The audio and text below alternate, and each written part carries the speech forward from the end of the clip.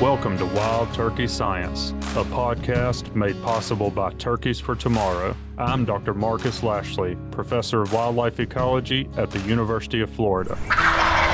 And I'm Dr. Will Goolsby, Professor of Wildlife Ecology and Management at Auburn University. We're both lifelong hunters and devoted scientists who are passionate about hunting, managing, and researching wild turkeys. In this podcast, we'll explore turkey research, speak to the experts in the field, and address the difficult questions related to wild turkey ecology and management. Our goal is to serve as your connection to wild turkey science.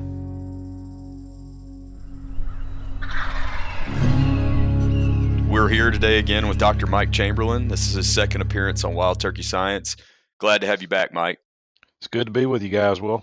Yeah, thanks, Mike. I know we're cranking up in a busy time of the year for turkey enthusiasts like yourself, so I appreciate you taking some time to talk to us. Not a problem. Always glad to participate. Yeah, it's hard to find free time around this time of the year, I'm sure, with all the appearances and hunts and everything else like that you've got planned, but hopefully you've at least got a couple of those hunts planned in some cool places. I do. We've known each other for a long time, and I do like to travel. I love to see different places and see turkeys in places that I don't get to see every day. So yeah, I'm going to be. I wouldn't say globe-trotting, but the month of April is going to be pretty busy. So, is there anywhere new or different that you're particularly excited about this year? Yeah, actually, I'm going to the Northeast this year, and I've spent very little time in the Northeast, period, in my entire life. And when I did, it was mostly in the winter for some work I did years ago. So my wife and I are actually going. She's going to go with me because the seasons up in the States we're going to. She doesn't hunt, but she's going to tag along because you can only hunt until noon. And so the afternoons we'll spend a little time as an old couple touring wineries and breweries and seeing a part of the planet that's pretty. We just have never experienced it. Yeah, that should be cool. Nice. Yeah, should be cool. Yeah, Will took Neva last year and she killed all the turkeys. So That's did right. You drink all the wine, Will? Maybe not the wine, but there was some other stuff we drank that I may have been partially or mostly totally responsible for. I gotcha. Well, Mike, I know that you get tons of questions this time of year in particular, and we have been too. And one thing that keeps coming up a lot for us is trying to walk people through the life of a turkey, and I think in particular the life of a gobbler. Mm-hmm. And that's one of the things that we kind of wanted to start with you today is, kind of talk us through the life, I guess, of a gobbler, maybe from the time it hatches to what it's going through to, I think you said before the show started, to until it gets to the end of a barrel. Yeah, we're looking at it. Yeah. I think there's a lot to appreciate what they have to go through to get to that point. So, yeah, I think as turkey hunters, it is important to understand, when you look down that gun barrel, what it took to produce the bird that you're about to take. So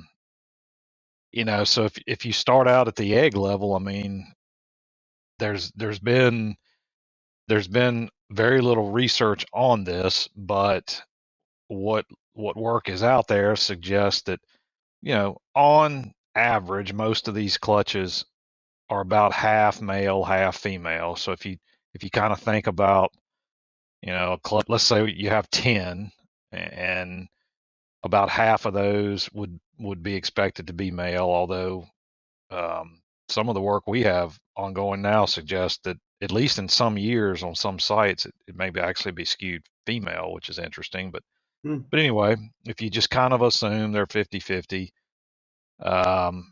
you've got a handful of eggs that could possibly be, a male.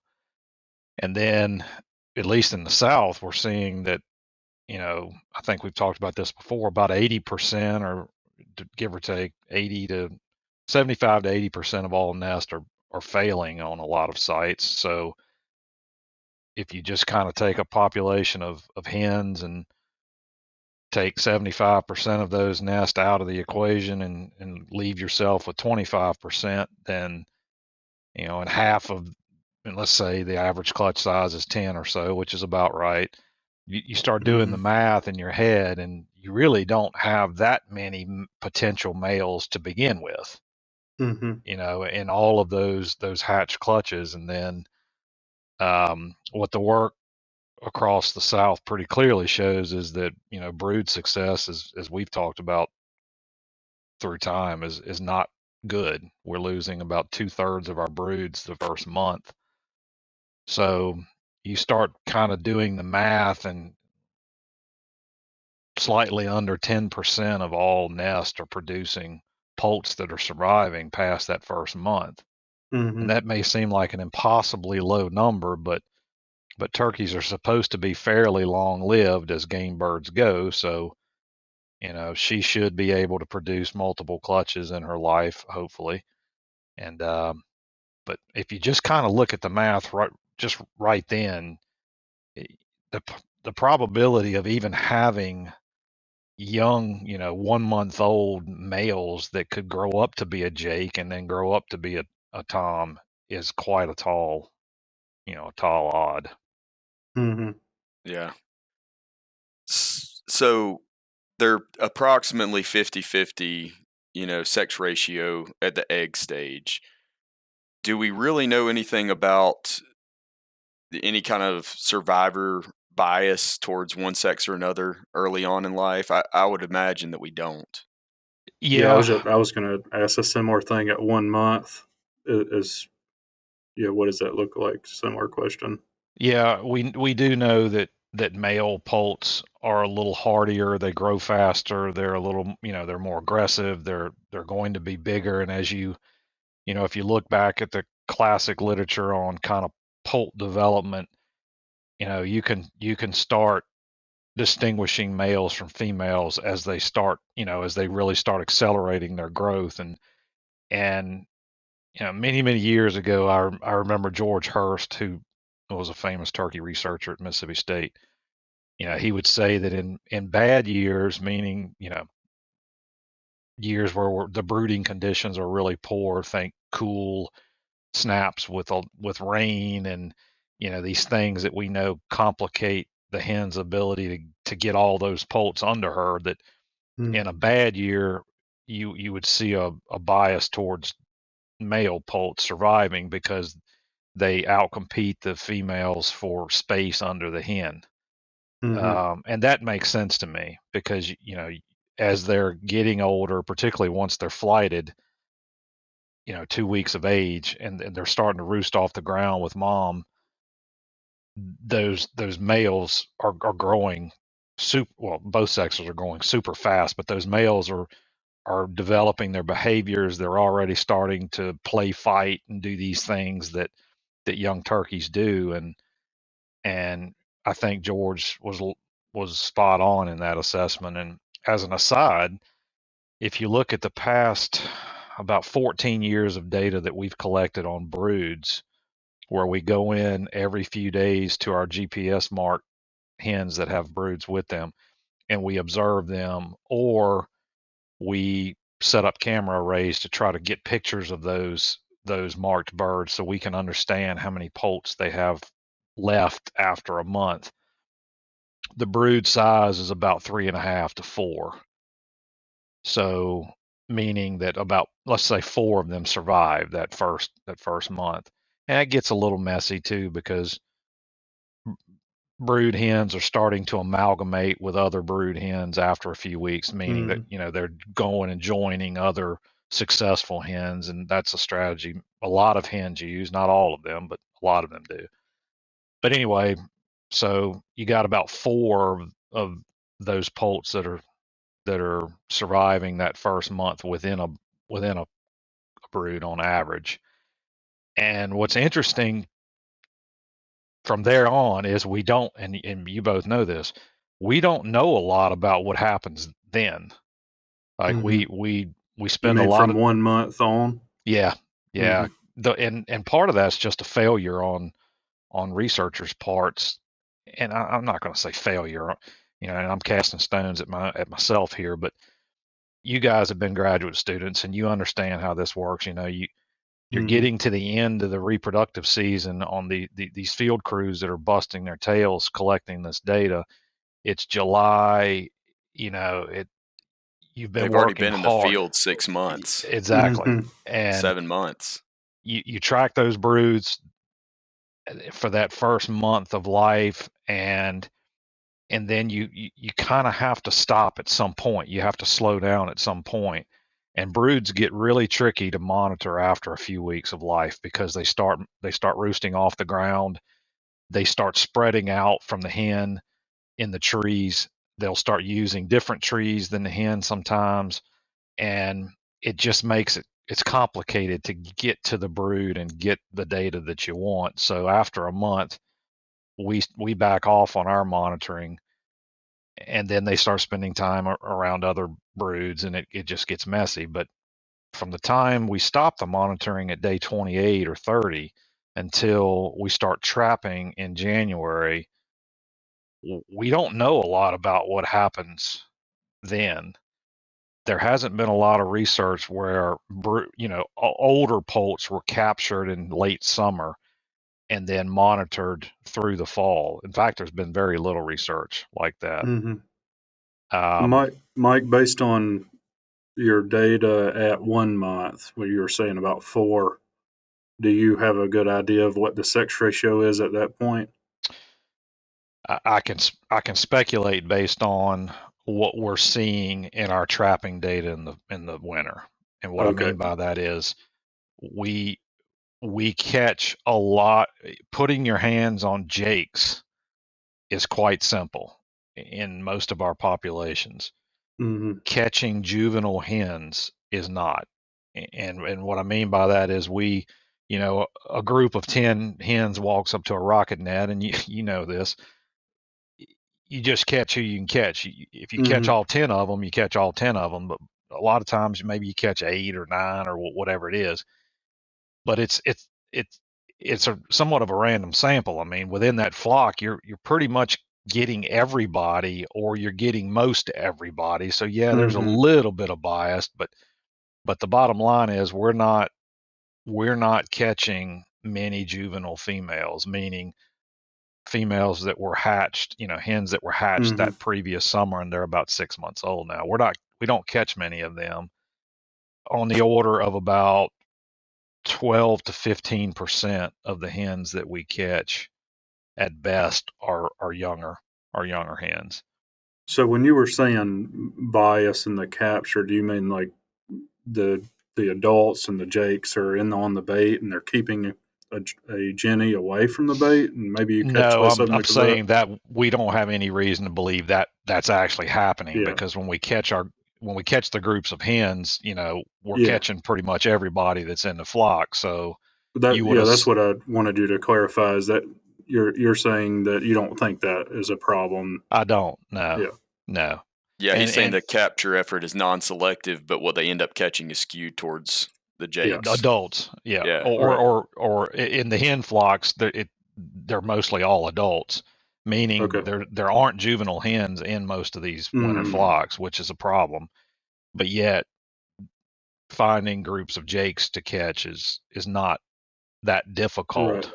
So our trapping data suggests that there is some type of Mm-hmm. sex bias in juvenile survival, but we don't have the real detailed data from end of month one until we trap in the winter.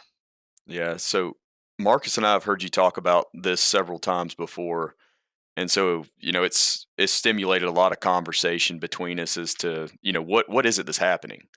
And it kind of makes me wonder, is greater male survival at that life stage a feature or a bug, right? So I could Hmm. see, from like a fitness perspective, you want to produce, fit males that have a high probability of breeding with multiple females throughout their life and producing clutches so that your genetics are Hmm. really well represented in the next generation.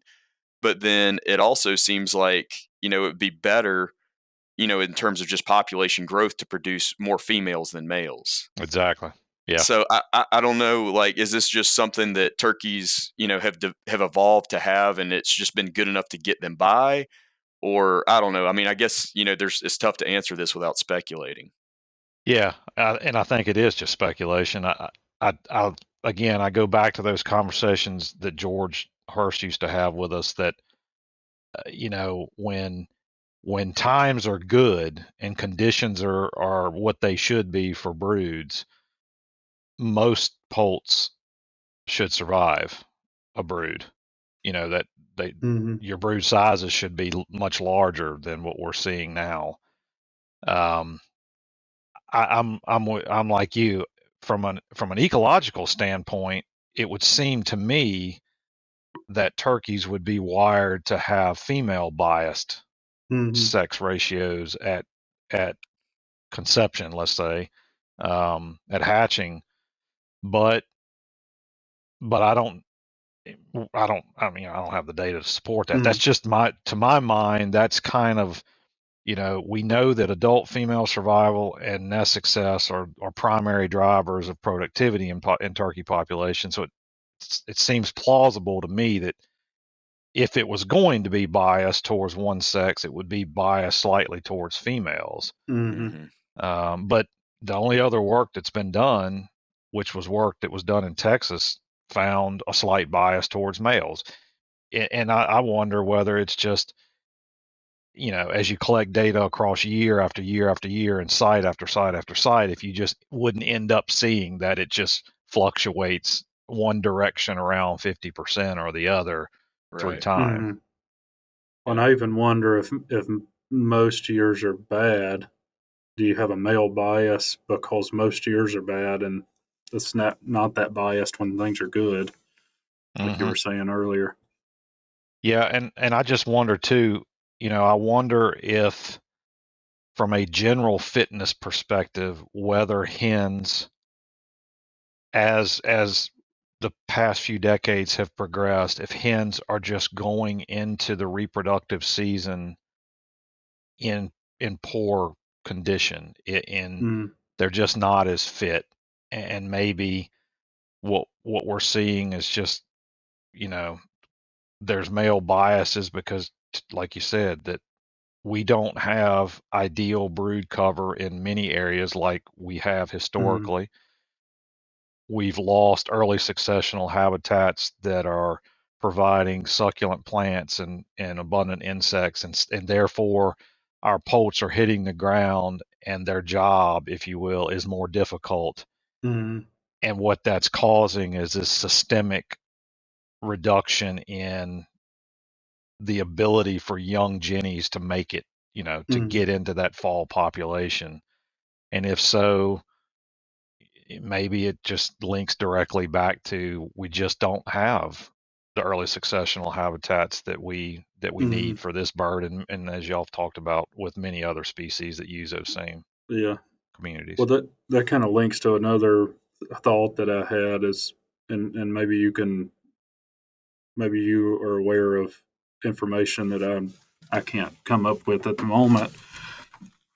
Do we have good historical accounts from when they were, other researchers, or even maybe during translocations? What was the composition of the flocks when they were trapping them? Are there any records on that? That there are, and I don't. NWTF maintained all those records, and I know they exist. I have not obviously seen all of that to know. Hmm. I just Um, wonder, is this like sort of like what Will was talking about? Is this a feature? Should we expect that, or is this something that's changed? well, if you look back at so for instance, the work that Van Gelder and Kurzieski did in Mm, the 1980s in Missouri, there were about 3 juvenile hens per adult hen in their study. That's what their productivity was. yeah, And we're now down to about 0.15, per young adult. young hen per adult. If you Yeah, I look at the remembered work that from now.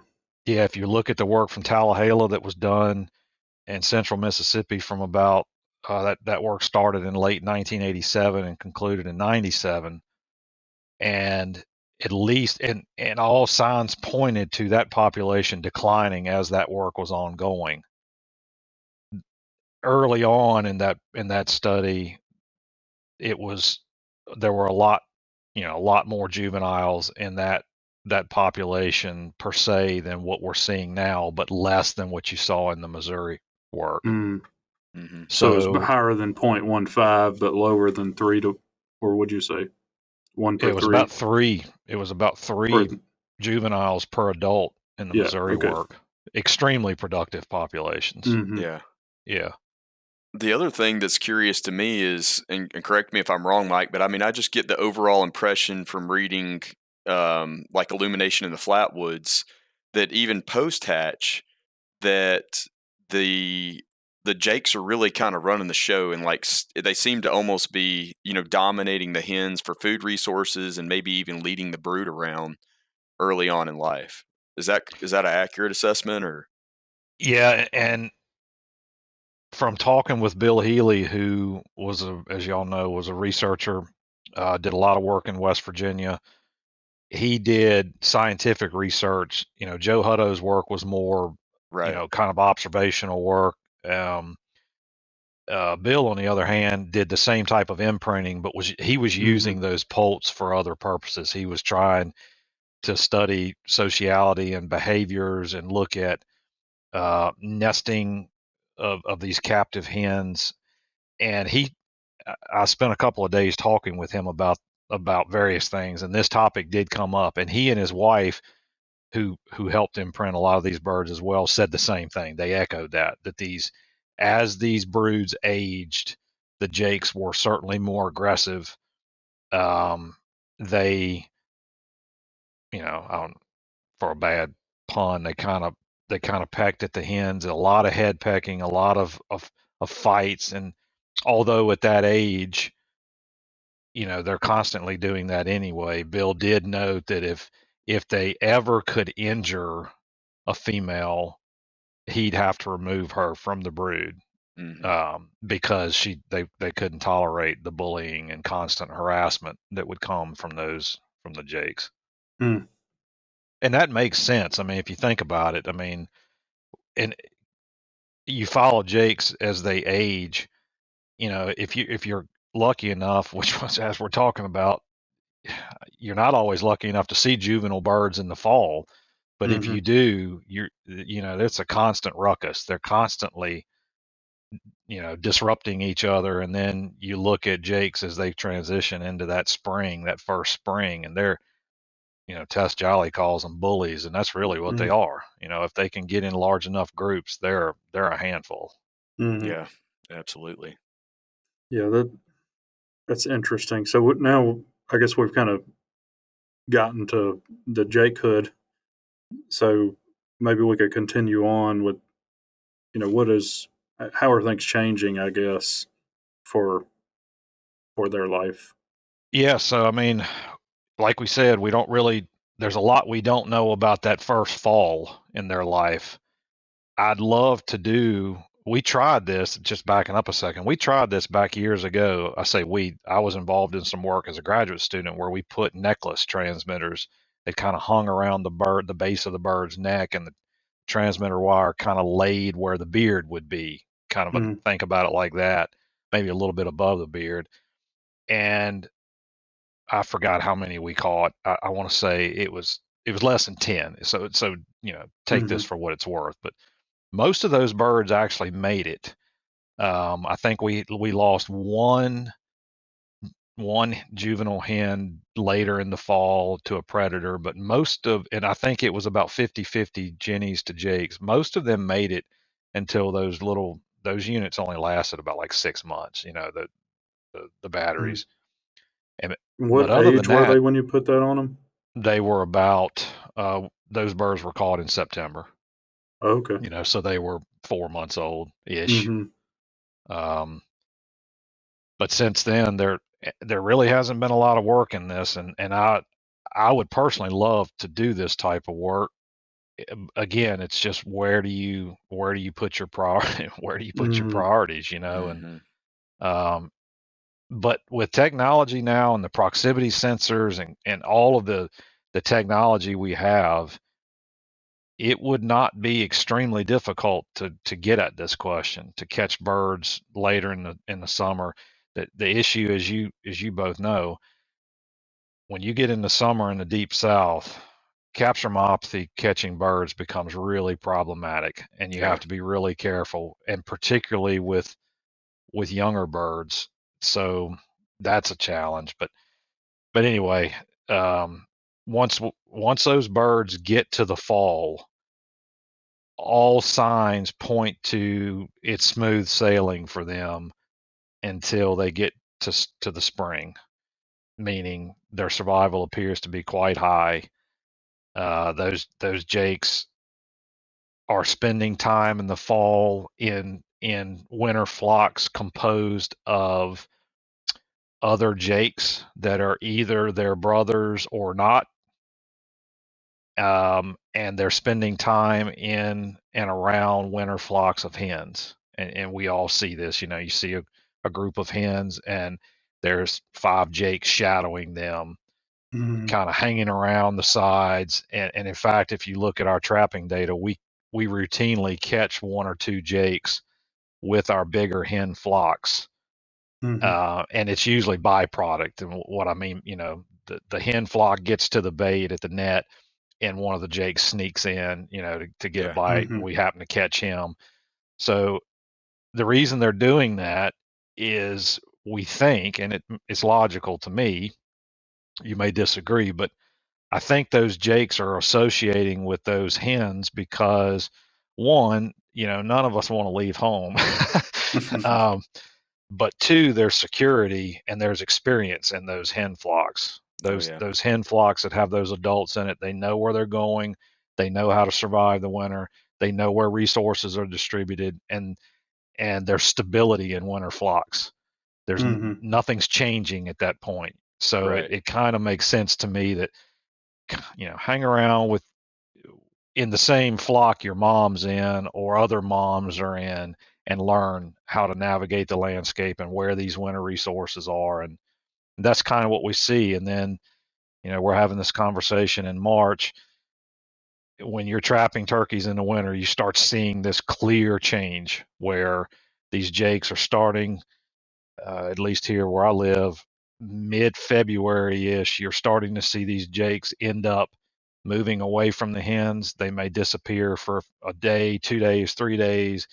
Then next thing, you see those groups of jakes hanging around those hen flocks again, and then they're gone again. And what they're doing is their strife increasing. The hens are starting to split up into their breeding groups and move to areas where they're going to interact with toms. The jakes are now in a situation where they flock together because, one, their safety in numbers, but two, they're having to navigate the landscape differently than breeding toms and hens. So you start seeing this pretty clear segregation where the jakes are on their own in a small group. And sometimes if you've got, groups of toms that are together, they'll keep jakes at bay, and the jakes will be off on their own. Or other times you may have, single toms or small groups of toms, and you get these big groups of jakes, and now they're starting Be to try to bullies. harass and be bullies. Yeah. Mhm. Um, Yeah, there's no bird that's as much of an outcast as a jake in the spring, it seems like. yeah, And the yeah, reason that they tag along with those hen flocks is because the gobbler flocks won't allow them to join, right? that's right. Earlier in the fall. I mean, I've heard maybe there's some situations where, if the gobblers are depleted enough in an area, maybe they'll join up with the jakes, but that would probably be the exception, not the norm. That's right. Yeah. I Yeah. mean, they're not allowed in the old men's club, if you will. Yeah. So they're off on their own. Interestingly, you just brought that up. That's a good point. I have seen situations where you had groups of jakes that had a single tom with them. And I don't know the reason behind that, but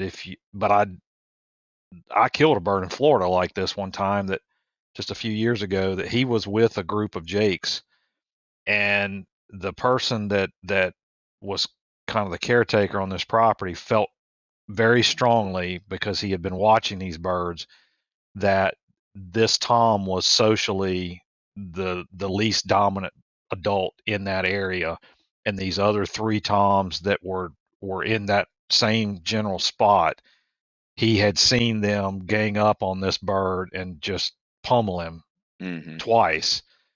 And so I think this guy just took the approach of, I'll just go hang out with the kids, and stay away from these older bullies. But yes, to your point, is the adult Toms, if they're in groups, they're not going to socially tolerate these jakes being around. Right.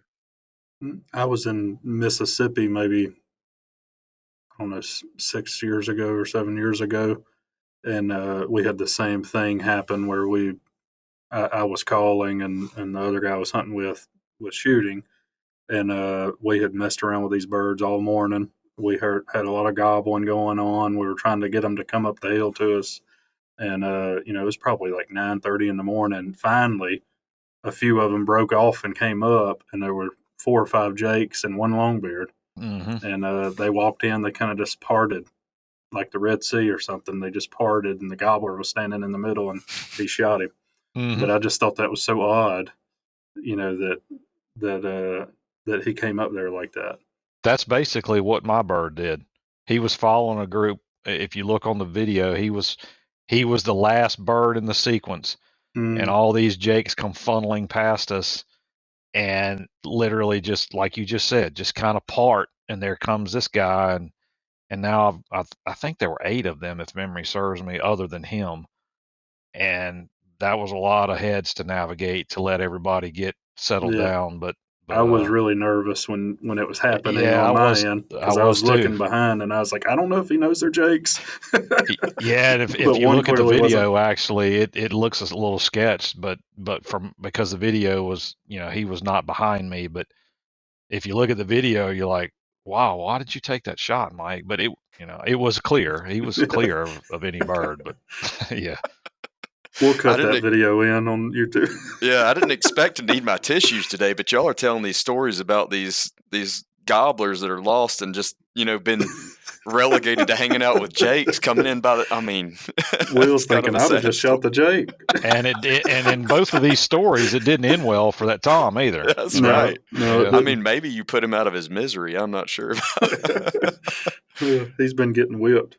I But remember. I'm thinking back to that gobbler. It was a fairly normal gobbler otherwise, like the body weight and beard length and spur length and everything.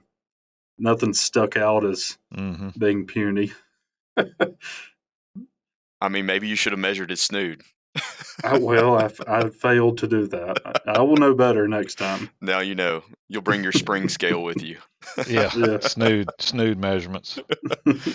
So one of the things kind of that popped into my mind while we were talking about this is, do we see a consistent dispersal at some point in the fall or winter that is kind of like an anti-inbreeding mechanism? And is that biased more towards males or females? So we are looking at genetic composition of winter flocks so these would be flocks that we catch, say, in January, February.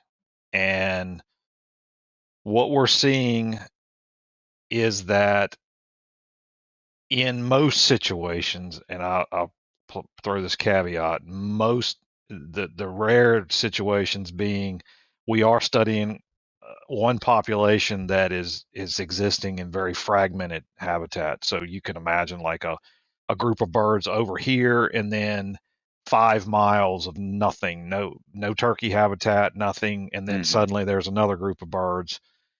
In that population, the flock members within these winter flocks, particularly toms, are closely related. But in all of our other populations, we see a lot of mixing, and it starts with the brood flocks.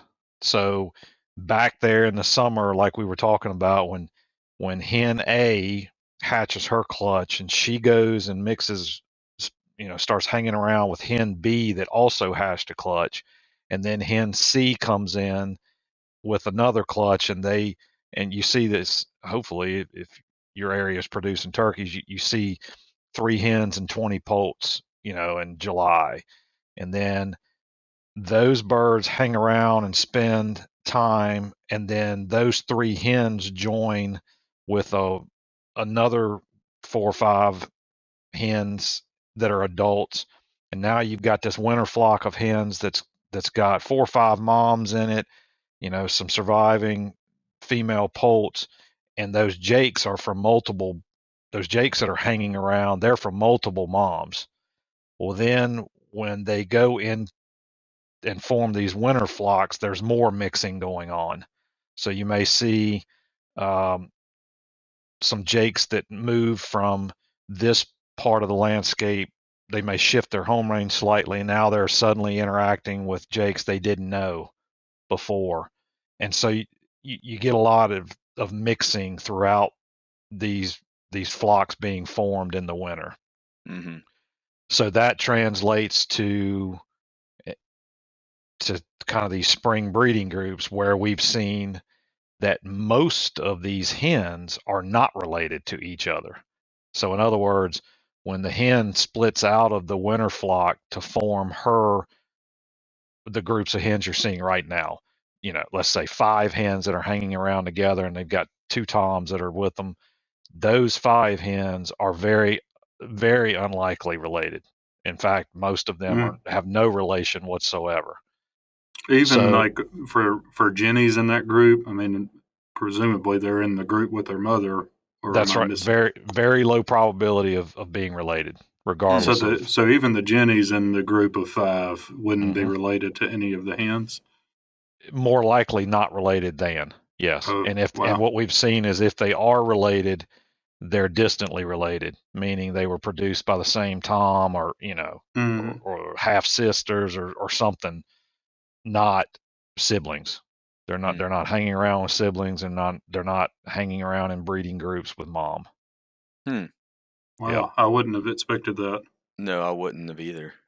And it kind of flies in the face of, the work back, and I know we were talking about jakes, but we kind of got off track, but this does relate to the groups of adult toms that we're seeing.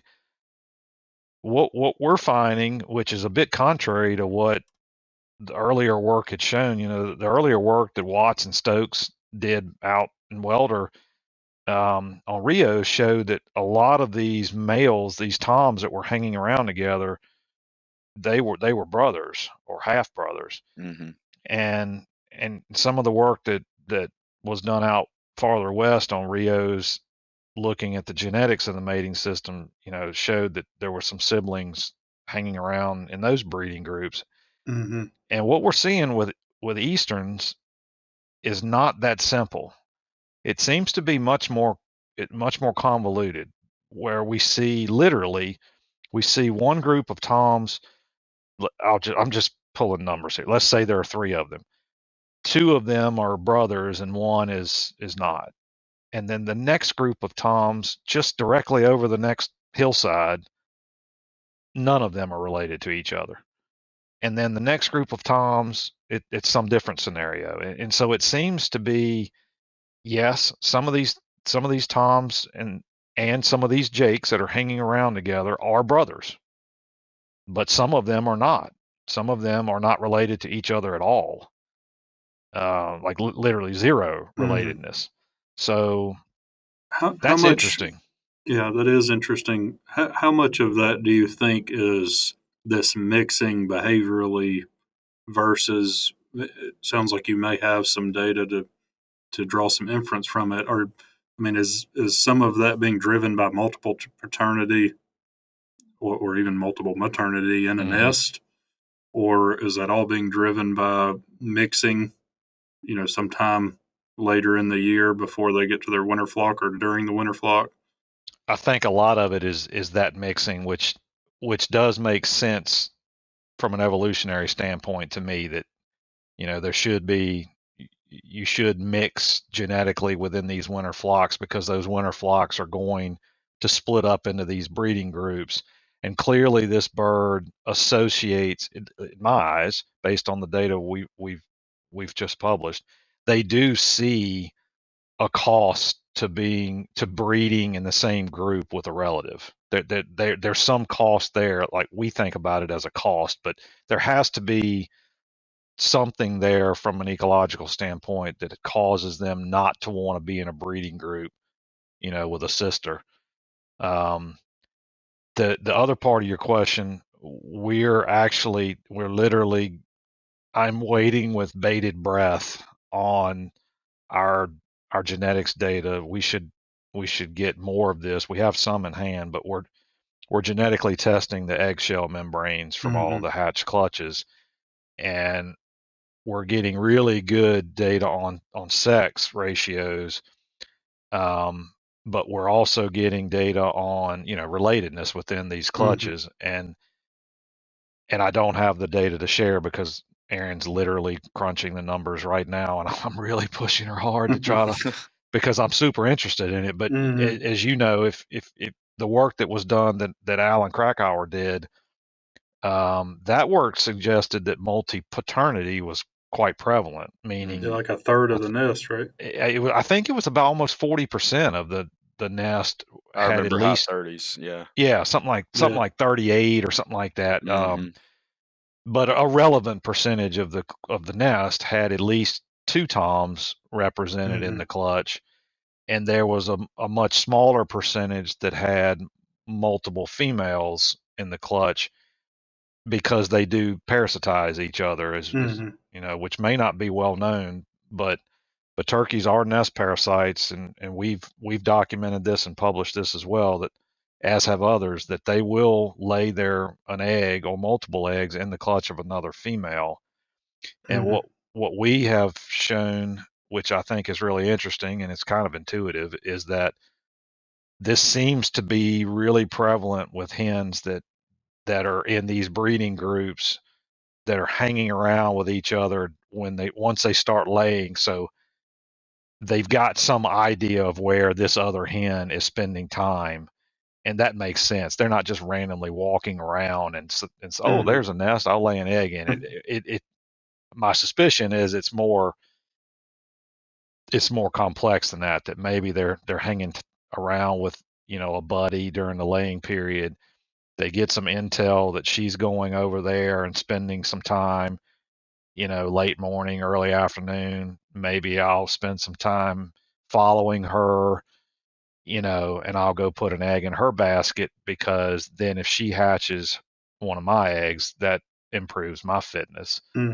And Bill Healy actually, commented to me at length about when he was imprinting hens and toms, but his captive hens, once they started laying, they did not want him, because they viewed him as a turkey.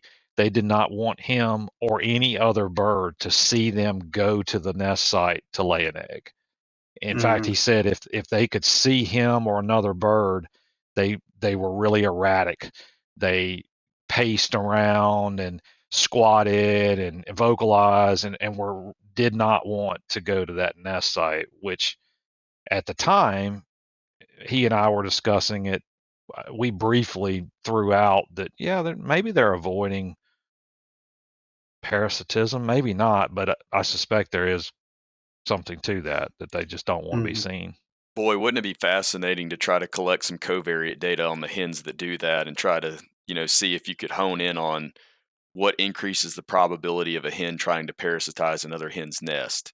Is it something about her body condition, or the lack of suitable sites that she perceives on the landscape, or something like that may be driving those decisions? Yeah, I was thinking about it from a density dependent standpoint, which could be based on how many birds there are, or how many birds per nesting opportunity there is, or something like that. Yeah, and you guys know this. A lot of we track these birds and we collect spatial data, and they're, from a behavioral standpoint, many of those data points are fairly coarse. Yeah. How far she moves in a day, or how far she moves in an hour, or her speed, or you know, does she interact with another bird? And we don't know. We don't mark every bird, so we have uncertainty there because there's some hens and jakes and toms we don't catch. So we're working in this constant bit of uncertainty. But I've wondered the same thing. There has to be something that wires these hens to do that behavior. There has to be something that predisposes them to taking that strategy, because if you look in other birds, nest parasitism is common in colonial nesters, where you got this big group of hens, that are all together. Well, that makes sense. There's a nest right there, right beside me. I'll go put an egg over there. But turkeys don't. They're not colonial nesters, and there's also a lot of research showing that parasitism increases when you get high predation rates. And so maybe turkeys have always had to deal with high predation rates. So maybe they're just wired. Some hens are just wired to do this because it makes sense. Well, that was it's the just like other thing I was going to bring variation. up. Yeah, I mean, we see variation in breeding strategies, like in whitetail bucks, for example, where you've got some that tend to cover a lot of ground and visit multiple doe groups, and then others that tend to be homebodies. So, I mean, it makes sense that we see that all over the time, all the time in nature, where there's certain individuals that have certain strategies, and it may not be related to the condition they're in, but just a function of who they are. Yeah, and we're seeing the same thing. We've seen this with hens, that some hens are wired to survive on their own, and some hens are wired to reproduce, and they appear to have very defined strategies on how to behave during incubation. Some of them prioritize living, and they spend less time on the nest, and they behave differently than this other subset that really are quote unquote good moms. They're the ones, they are wired to sit at the nest. They don't take incubation recesses often. They don't stay gone long when they do, etc. And we see the same trend in toms. In fact, I just posted about this today, actually, that we're seeing this interesting pattern emerge where certain toms have certain strategies, just like you just said, Will. And you see it in other species, so it's not surprising that it kind of fleshes itself out, that the individuals within these populations just have different strategies to go about their activities. And in this bird, like in most species, reproducing and not dying, that's the name of the game, Right. So I guess continuing on with the progression, the survival you were talking about with jakes is fairly high. It So is. It is. Can you talk about that? I know you guys have recently published some work looking at age-specific survival in the context of hunting, but I was just curious, what does it look like in Jake, and then how does that change as the gobbler ages? Yeah. So, and I know you guys had Patrick Wightman on recently, and he may have talked about exactly what I'm about to say, but at least on our southeastern study sites, we see very, very low harvest rates of jakes. I think it was about 2% or something along that line. Very low probability of mortality during the spring. So jakes are making it for the most part during, through the spring season, and they're transitioning into adults at the, once they reach that, what's technically their first, they were hatched in a summer. Now they've survived until the following summer. That's when you start seeing them very quickly transition from looking like a jake to looking like an adult. They go through as soon as the spring is starting to wrap up, you start seeing molting progress in earnest. Their beards are starting to get longer. You start seeing, let's say June, you start seeing these groups that have 3 or 4 birds and they have about 6-inch beards. They're starting to molt to where they look just like an adult because they're about to be. And then as you start getting, into that summer, they're in these groups still together, these smaller, these smaller social groups, but they're transitioning into adulthood. Mm-hmm. And all data that we have suggests that their survival during that period is very high. And then they get into they make it to their second fall, and now they're toms, right? Mm-hmm. They're starting to associate with other birds that are transitioning into adulthood. They go through the final stages of their molting sequence where now their fans are entire, their primaries are barred all the way to the end. The 9th and 10th primaries are fully barred. Their contour feathers, everything is an adult. And those are what are about to become our beloved 2-year-olds,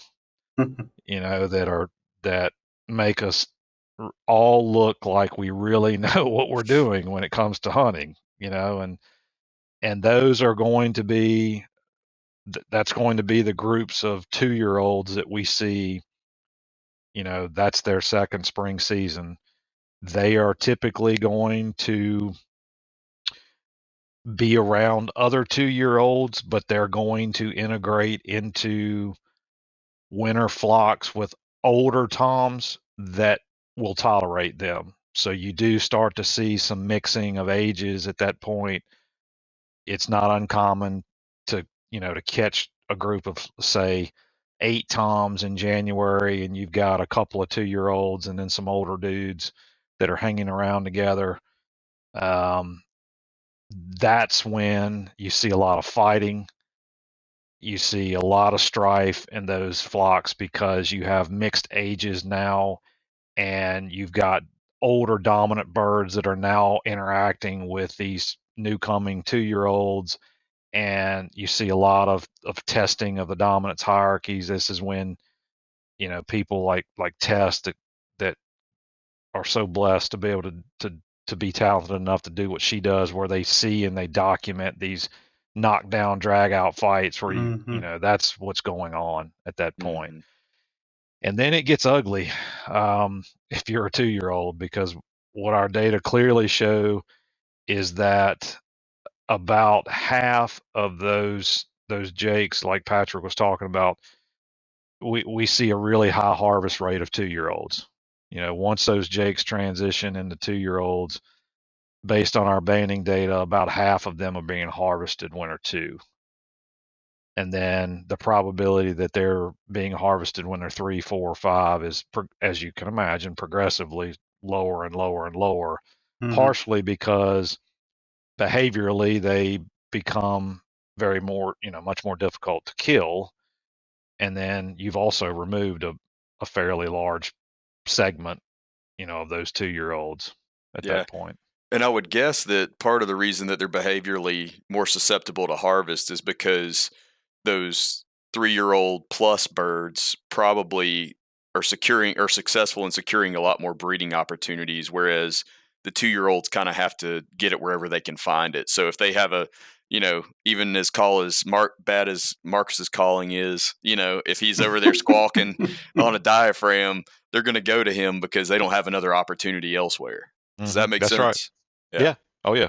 Yeah. And I mean, that's you'll often see, once these winter flocks split up into breeding groups of toms, you would naturally expect, when the rubber meets the road, to see these smaller groups of toms be a couple of 2-year-olds that are together versus, the next group is a couple of old dudes that have been hanging around together for years, and they don't want to tolerate those younger toms with them. Mhm.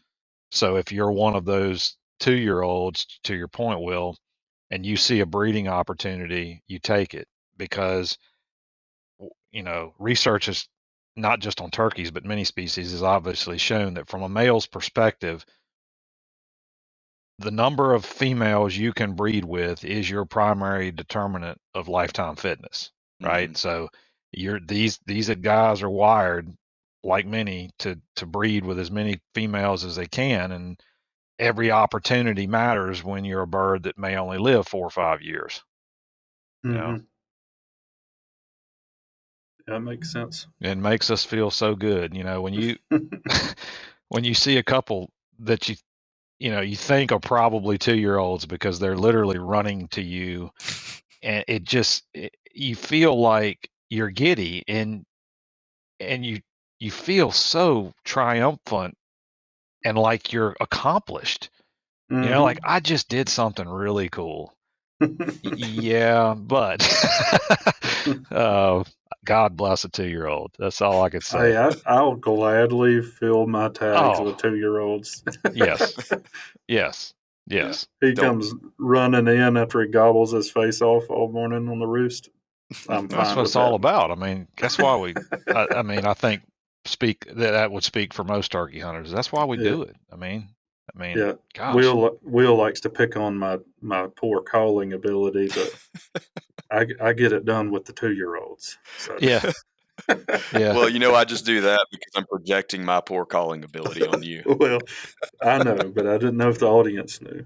Some of the most accomplished turkey killers that have existed, folks like Wayne Bailey, for instance, who restored turkeys all over eastern North America, said he sucked at calling, and he killed hundreds of turkeys. And his mantra was, if you think like a turkey, you can kill a turkey. Mm-hmm. Right? So he just put himself in places where a turkey would naturally want to use, and he was patient as paint drying, Mhm. and that it worked out for him. And I think there's a lot to be said for that. I mean, not Yeah. faulting, not casting shade on the truly talented callers, and I'm not one of them. And having spent time with some exceptional callers, I'm envious of their abilities. Mm-hmm. Some of But them just blow me away. I oh don't God, understand how they make the sounds they do. Yeah. But, the other thing that came to mind, you were talking about the individual variation. Well, the same thing is true for the voices of hens. I mean, some hens Right. sound absolutely terrible.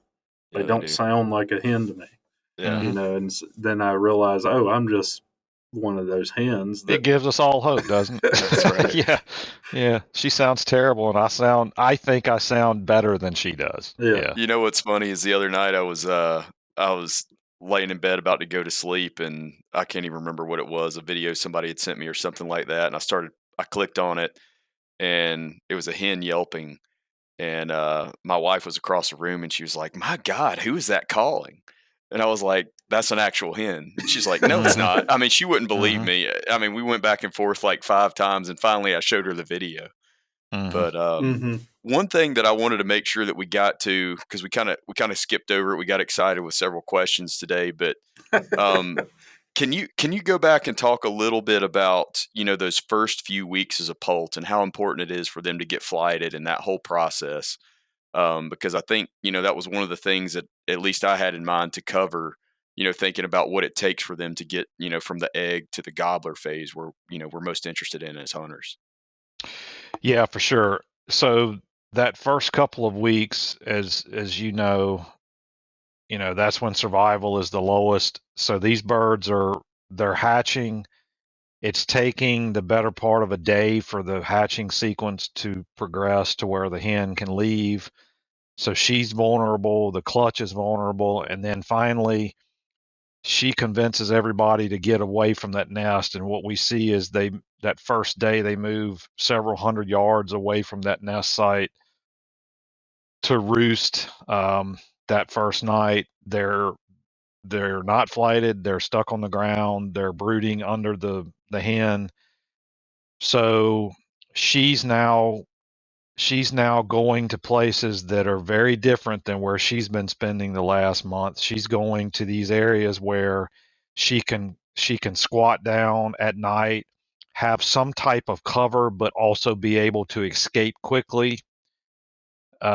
Think areas with um, a little bit of debris on the ground, maybe a log she can hide beside, maybe open herbaceous vegetation where it's knee high and she can stand up and take her periscope and look over it and then squat back down.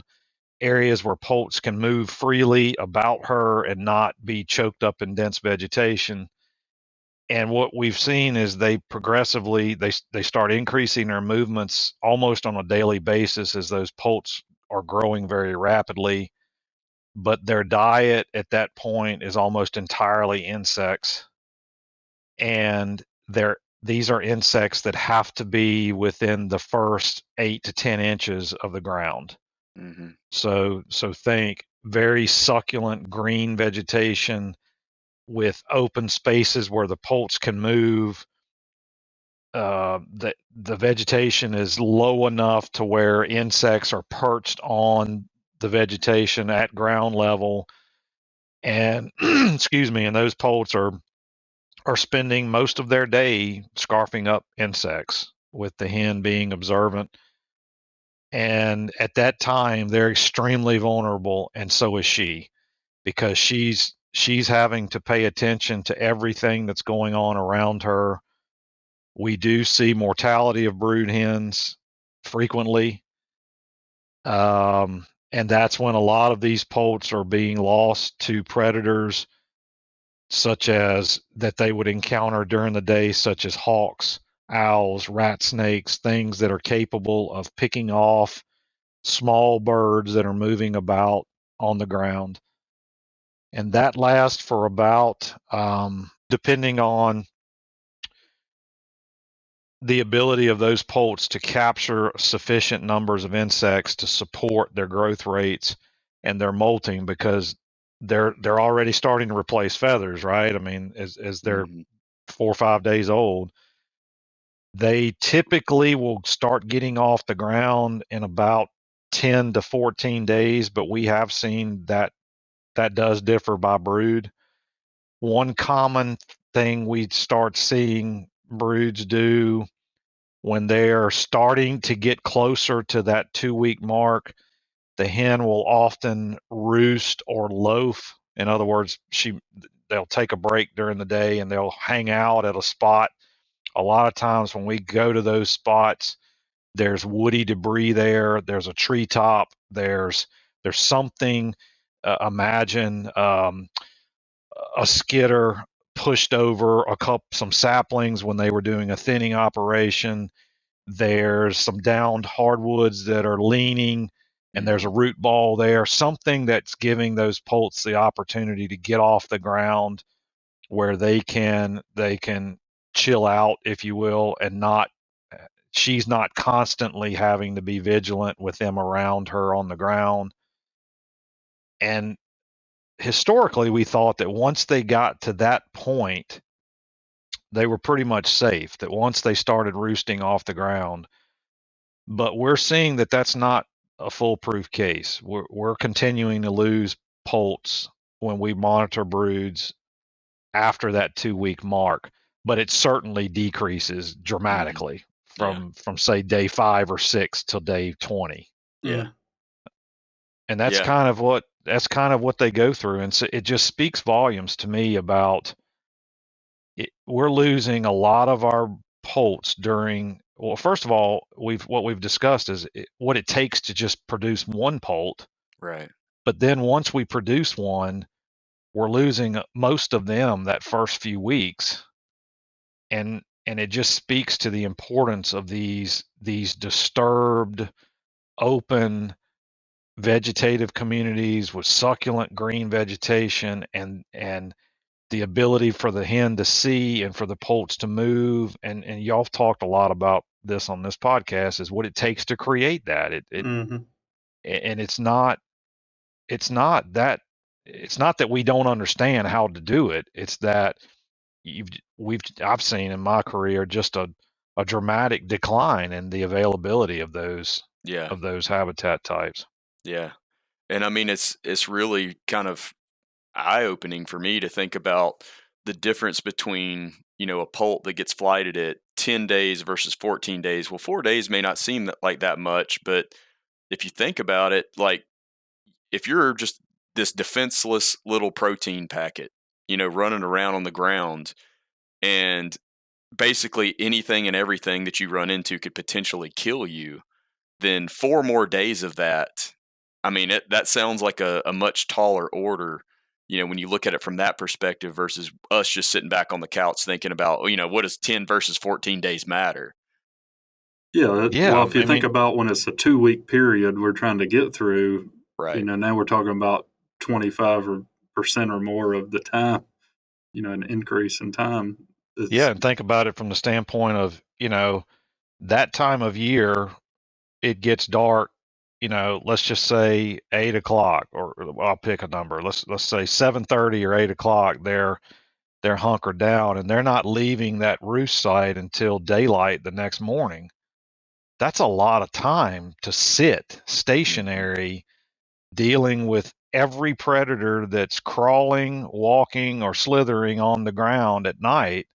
Plus, you're dealing with aerial predators like owls that are capable of taking you at night versus a few days earlier getting in a tree where you can get up against the base of a trunk, where you can get under the canopy of leaves, where you can move around and your scent's not on the ground anymore, the hen scent's not on the ground. I mean, yeah, 4 days, to me is huge. And like Marcus, to your point, you're right. I mean, if you talk about the time frame we're talking proportionately, we're talking about a quarter of mhm. difference, which to me is huge.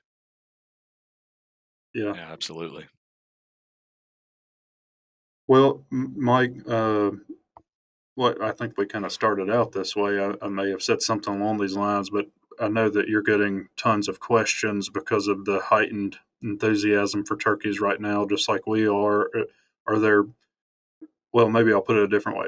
We keep getting several lines of questions, and sometimes it's easier for us to address the masses, so to speak, on here rather than trying to do it through an Instagram post or whatever.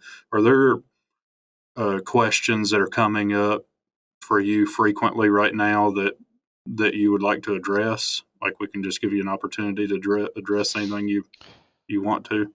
To be honest with you, I I get so many questions that are all over the board right this time of year. It's Yeah. it's I get a lot of questions, not like right now, like when we're taping this, but once the seasons really get going in the South, I start getting tons and tons of questions about plumage abnormalities, Hmm. Mm-hmm. birds that people are shooting that have, some sign of a sickness.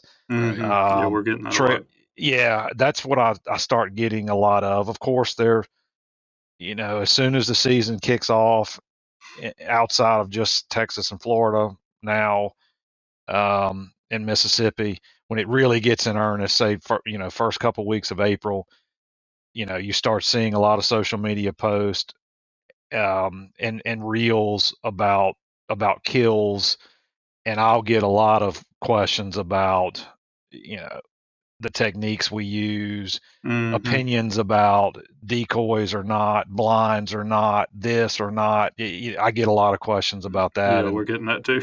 Yeah. yeah, and that's just, it goes with the territory. I mean, we're passionate about what we're doing, and I think turkey hunters all want the same thing. We just have different ways of looking at it, and that stuff is unavoidable. I hate to see it, honestly. I hate to see people, criticize others for what they're doing, but it's, those are the types of questions that I'll start Mm-hmm. getting, like you are. Yeah. Um and like y'all know this. I mean, there's a lot of questions you just don't have an answer to. I Mm-hmm. mean, Absolutely. we just don't have the science to support. Yeah. We can speculate and we can have our conjectures and all, but at the end of the day, there's just some things we don't have a grasp on right now, and Mm-hmm. those are the tough questions to answer. Yep. Yeah. Well, we've definitely been getting an assortment of questions, but we just had, I guess it was yesterday from when we were recording, we just had a disease episode because we're getting, constant questions related Hmm. to diseases, and finally had somebody that actually works on disease come on the show to talk about it. So yeah, definitely hear what you're saying. And sometimes I get things and I just don't know what to say. But sometimes it's something like, what is a forb? I can hammer that one. Yeah. The whole disease issue is interesting to me because there's been a lot of work done on diseases as far as prevalence goes, and you guys know this, like what percentage of birds have something, but there hasn't been a lot of work on, well, what does that mean? Yeah. And I know and I have some, and I know others do as well. What is a bird with a virus? Does it behave differently? Does it have different reproduction? And I have a student actually that's one of her thesis chapters that will be done this spring. It better be done this spring. If she listens to this podcast, Paige, you better finish it up. Her thesis is actually teasing some of that out, trying to figure out, does having these viruses matter? Does it influence, reproduction or behavior? Do they move differently? As y'all know, I mean, there has been a little bit of work showing that maybe there are some consequences to some of these viruses, but we just don't know. And it does appear that some of these viruses are very prevalent in our turkey populations, and that's interesting. So yeah, I get those questions too, particularly once people start killing birds and they get to the bird and they see the bird has lesions on its head or has something going on or they open the bird up and they see lesions on the liver or spleen or something like that, and that's when they get concerned and they start reaching out on social media. Yeah, I definitely agree with you that it feels like we're at a much earlier stage of discovery on the turkey, the disease science or the disease ecology at this point in time. Well, even talking to someone who studies diseases and to have things that you don't even know where it came from or how it's transmitted, Right. like that is kind of remarkable to me. Yeah. And and admittedly, I've never been a disease guy, and that's a fault because I've kind of my research until very recently didn't include disease work, and I that's partially a failure on my part because some of these diseases like LPDV, which I'm sure you've talked about, it's been around for a while. We've known it's been in our populations, and really until recently there wasn't much work that focused on it. And despite the fact that we were seeing pretty high prevalence rates, Right. and now we're seeing, I mean, I'm not going to name this population because it's not entirely my data set, but we do have populations that the prevalence seems to be 70+%, meaning that just about most, you flip a coin, 3 out of 4 have the virus, and that to me is really interesting. And we when just we were need to know talking what. to Rick Gerhold, he threw out some numbers upwards of up. I think he even said up to 80 in some cases. Then he will. Yeah, it's insanely high. I mean, Yeah. it makes me wonder: is this going to be one of those things like like a lot of the hemorrhagic disease strains in deer? Do we find out that most southeastern deer have been exposed to it, but overall we don't think it's like a huge consequence to vital rates most years? Like, is it going to be like that with turkeys and LPDV, or are we seeing like it makes them more susceptible to other causes of mortality, or more susceptible to other types of disease? Who knows? So Yeah, and I'm really curious to see whether we'll find any. So the work my student's doing, she's taking two approaches. She's looking at across all the populations we're studying, do they behave any differently? And as we talked about earlier, our behavioral metrics are coarse in some ways, movements and how much space they use and that type of thing. But she's also going to look at it from a reproductive standpoint. Are birds with the virus less likely to initiate nest? Are they less likely to succeed? Or et cetera, et cetera, et cetera. And if we, I think whatever we find will be equally interesting, because if it doesn't seem to, influence these metrics, that's to me is interesting. And to your point, Will, maybe, maybe the bird has been dealing with it for quite some time and we just didn't know it, and it's been there and they just deal with it, Yeah. Um, to have prevalence as high as what Rick noted and what we've seen in some of our populations is pretty striking. I mean, Mm-hmm. if you, for instance, were to see that avian pox virus was that prevalent in a population, you would go, whoa, Yeah. Mm-hmm. that type of thing. So I think there's a lot of complexity there with this particular virus that's, to me, is pretty interesting. Mm-hmm. It's exciting times. We'll see. And then, the other thing is, what do you do about it? If you do see that the virus is being impactful to populations, what's your management reaction? Right. I mean, and I've been asked this, and the answer is, well, boy, that's a tough one. What do you say? Yeah. I mean, what are you going to do about a virus that 75% of the population has? Right. Deal with it.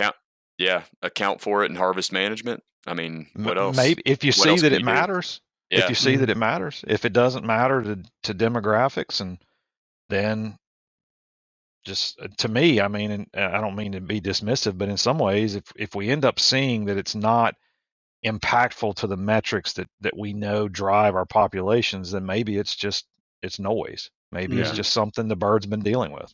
Yeah.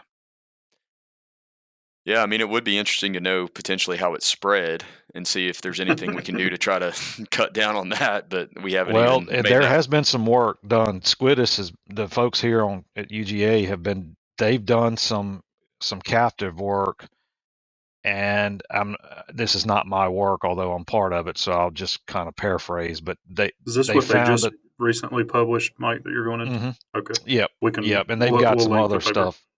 They've got some other stuff ongoing too, that basically there are multiple ways it could be transmitted, but a very likely source is subcutaneous, through skin, which would basically biting insects.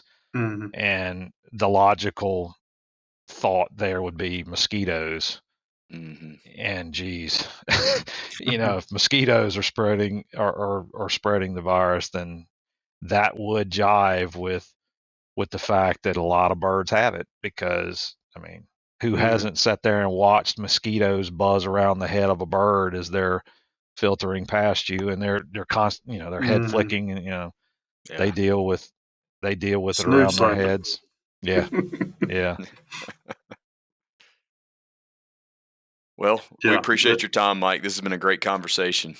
Yeah, Not really a problem, enjoyed it. man. I enjoyed it. It's good talking to you guys, and anytime I'm more than happy to come on and chit chat about turkeys. It's the time of year. It is indeed. Yeah, It's about for to sure. get crazy. Hopefully everybody out there is getting a chance to go look at some. Mm-hmm. I'm gonna get after some in the morning, so we're gonna see what happens. Oh, I'm jealous. My season's still a few weeks away. I've got some stuff I really can't walk away from for the next couple of weeks, but early April it will get busy, and it's the time of year you look forward to. Oh Absolutely. yeah, I'm itching. Yeah, me too. And I know they're gobbling here, and I'm intentionally not gone and scouted the place I can hunt when the season opens yet, because I know mentally it's over if I do, because I know they're roaring. I know they're screaming their heads off. People are telling me they are. It's beautiful, crystal clear, sunny day, light winds here. And I'm thinking, oh man, I bet they were ripping it this morning. Mm-hmm. I've been looking at the weather, trying to figure out, okay, are we gonna hit this right in the morning? It's looking good. Good. Just sitting there holding fingers crossed. Just sitting there holding your breath, waiting on that first gobble of the season. Well, now I'm afraid to call at them. Thanks, Will. So I'm just going to get where they like to go. There you go. Pull Wayne's stunt. Just think like a turkey, man. Yeah. Be where they want to be. There you go.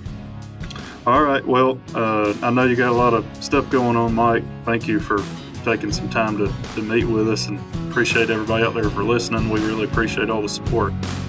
Yep. Sure thing. Thank you. Wild Turkey Science is part of the Natural Resources University podcast network and is made possible by Turkeys for Tomorrow, a grassroots organization dedicated to the wild turkey. To learn more about TFT, check out turkeysfortomorrow.org.